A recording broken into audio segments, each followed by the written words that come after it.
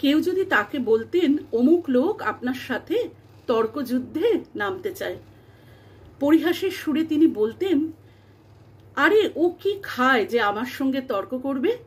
তিনি জন্মেছিলেন রাজা হবার জন্য, চেহারায় রাজা, চরিত্রেও রাজা। সত্যিকারের রাজা তো তিনি, যিনি সতীদাহের মতো অমানবিক প্রথার বিরুদ্ধে আপসহীন লড়াইয়ের পরে জয়ের হাসি হেসেছিলেন। স্বামীর চিতায় অসহায় জীবন্ত নারীকে পুড়িয়ে মারার কুৎসিত অমানবিক সতীদাহ প্রথা চিরতরে উচ্ছেদ হলো সমাজ থেকে। লর্ড বেন্টিকের আমলে আইন করে বন্ধ করলেন সতীদাহ প্রথা। এই কৃতিত্ব যার সব থেকে বেশি প্রাপ্য, তিনিই কিন্তু আমাদের রাজা রামমোহন রায়। রাজা রামমোহন রায় সম্পর্কে এই কথাগুলো বলা হচ্ছে। রোজ দুধ খেতেন 12 সের, পাঠা একটা গোটা, আম একসাথে 50টা। খুব ভোরবেলায় ঘুম থেকে উঠতেন। লম্বায় 6 ফুটের বেশি, স্বাস্থ্য সচেতন মানুষ। জীবন ছিল তার একেবারেই ছকে বাঁধা। ভোরে উঠে বেড়ানো, তারপর ব্যায়াম, কিছুক্ষণ বিশ্রাম, তারপরে কিন্তু স্নান করতে যেতেন। খাঁটি সর্ষের তেলে দলাই মালাই করতেন। আর যখন খেতেন, একজনকে খবর কাগজ পড়ে সব খবর কিন্তু তাকে শোনাতে হতো। বিকেল 3টের সময় জলযোগ, 5টায় খেতেন ফলমূল।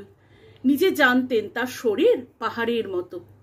এমন শক্ত সবল মানুষটার ভেতরে বাস করত কিন্তু একটা সরল শিশু। মুক্তার বন্ধু গুরুদাস বসুর বাড়ি গিয়েছেন বাঙালির রাজা। গুরুদাস বললেন, ডাব খাওয়া যাক। রামমোহন সম্মতি দিলেন।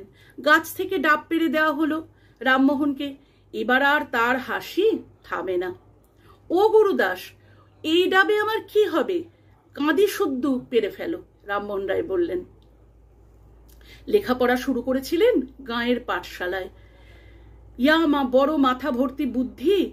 পাটনায় শিখেছেন আরবি, ফরাসি, এর মধ্যে পৃথিবীর সব দিকপাল লেখকের বই কিন্তু তার পড়া শেষ হয়ে গিয়েছিল।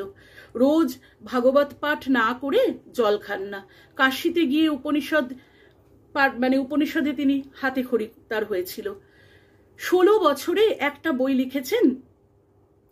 রামাকান্তের এত বাড়াবাড়ি পছন্দ ছিল না। ছেলেকে বাড়ি থেকে তিনি তাড়িয়ে দিলেন।